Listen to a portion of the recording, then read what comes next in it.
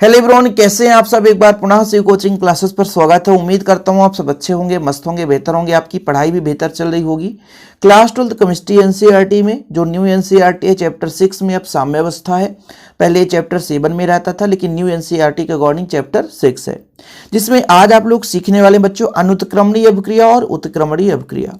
सबसे पहले बात करते हैं अभिक्रिया है क्या चीज बच्चों। किसी भी पदार्थ के गुणों में परिवर्तन, उसके संरचना में परिवर्तन या उसके प्रकृति में परिवर्तन ही अभिक्रिया कहलाता है। जैसे हमारे पास है कली का चूना, कैल्शियम ऑक्साइड, उसमें आप पानी डाल दो तो चूना पानी बन जाता है, सही है। ऐसे बहुत सारे अभिक्रियाएं हैं जिसके कारण उस पदार्थ की प्रकृति, गुण या संरचना में परिवर्तन हो जाए। अब जैसे कोई अभिक्रिया संपन्न हो रही है तो जो रासायनिक अभिक्रिया में भाग लेता है उसे हम अभिकारक कहते हैं, और बनने वाला पदार्थ आपका उत्पाद कहलाता है। यदि बन रहा है वो उत्पाद है, ठीक है। तो यहां पर हम अभिक्रियाओं के प्रकार में, हालांकि अभिक्रिया बहुत सारे प्रकार के होते हैं, जैसे उत्क्रमणीय अभिक्रिया, अनुत्क्रमणीय अभिक्रिया, ऊष्माक्षेपी, ऊष्माशोषी, अवक्षेपण अभिक्रिया, ठीक है, ऑक्सीकरण, अपचयन, सब कुछ ये अभिक्रिया के प्रकार है जिसमें आप लोग समझेंगे उत्क्रमणीय अनुत्क्रमणीय। तो जो रासायनिक अभिक्रिया में भाग लेते हैं उसे हम अभिकारक कहते हैं, जिसे हम क्रियाकारक के नाम से जानते हैं। और अभिक्रिया के फलस्वरूप जो प्राप्त होता है उसे हम क्या बोलते हैं बच्चों, उत्पाद या क्रिया फल कहते हैं, ठीक है। जैसे मैं कहता हूं कि भाई साहब ए है और बी है, दोनों मिलकर के कुछ अन्य पदार्थ में परिवर्तित हो जाते हैं। तो मान लीजिए यहां पे C+D, तो ये जो अभिक्रिया में भाग लिया बच्चों इसे बोलते हैं अभिकारक। और अभिक्रिया के फलस्वरूप जो भाग लिए आपस में अभिक्रिया करेंगे, फलस्वरूप जो बनेगा उसे बोलेंगे उत्पाद, या इसी को बोलते हैं बच्चों क्रियाफल। क्या बोलते हैं, क्रियाफल, ठीक है। और ये जो आपका है वो क्रियाकारक है, क्रियाकारक है। चीजें क्लियर है। तो भाई साहब ये क्रियाकारक मतलब जो अभिक्रिया में भाग लेते हैं, और बनने वाला पदार्थ उत्पाद। अब होता क्या है अभिक्रिया में कि जब पदार्थ अभिकारक से उत्पाद में बदल रहा हो और साथ में उत्पाद की भी कुछ मात्रा अभिकारक में, यानी अग्र और प्रतीप दोनों अभिक्रियाएं साथ साथ चले, यानी अभिकारक से उत्पाद भी बने और उत्पाद से अभिकारक भी बने, दोनों अभिक्रिया अग्र और प्रतीप दोनों जब साथ साथ चलता है तो ऐसी अभिक्रिया को हम बोलते हैं उत्क्रमणीय अभिक्रिया, रिवर्सिबल रिएक्शन।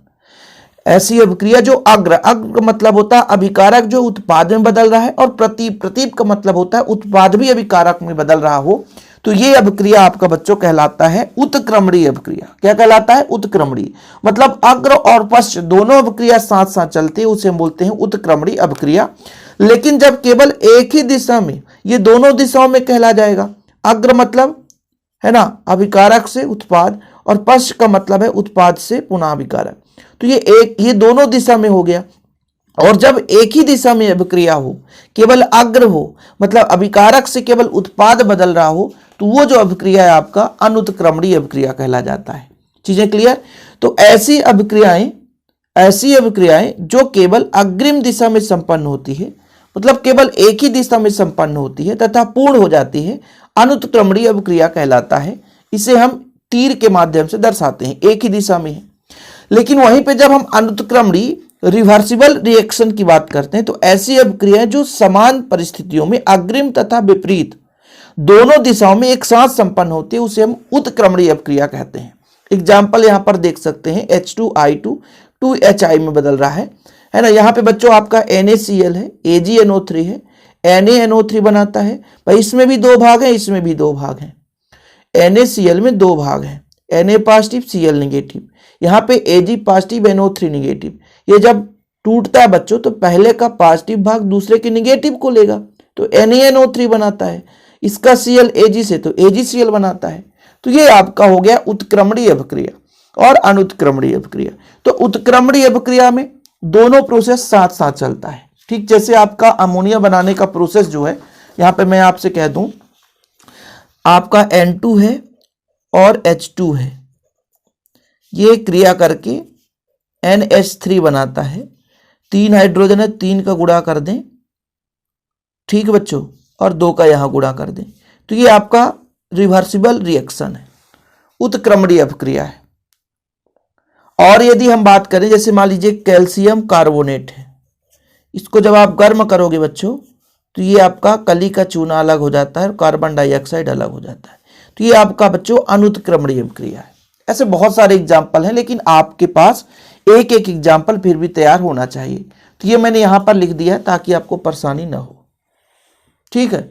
यदि आप यहाँ पर एक और अभिक्रिया दे सकते हैं कि PCl5 है, ये आपका रिवर्सिबल रिएक्शन है, ये PCl3 में बदलता है और Cl2 अलग हो जाता है, ये आपका उत्क्रमणीय है, ये भी उत्क्रमणीय, ये भी उत्क्रमणीय, H2 और I2 है ना, ये आपका 2HI बनाता है, ये भी उत्क्रमणीय। 3 उत्क्रमणीय बता दिया मैंने।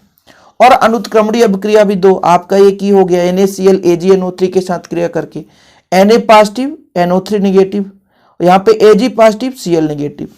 कहने का मतलब विपरीत आयन वाले आपस में मिल जाते हैं, ठीक है। कोई दिक्कत तो नहीं बच्चों, चीजें क्लियर है।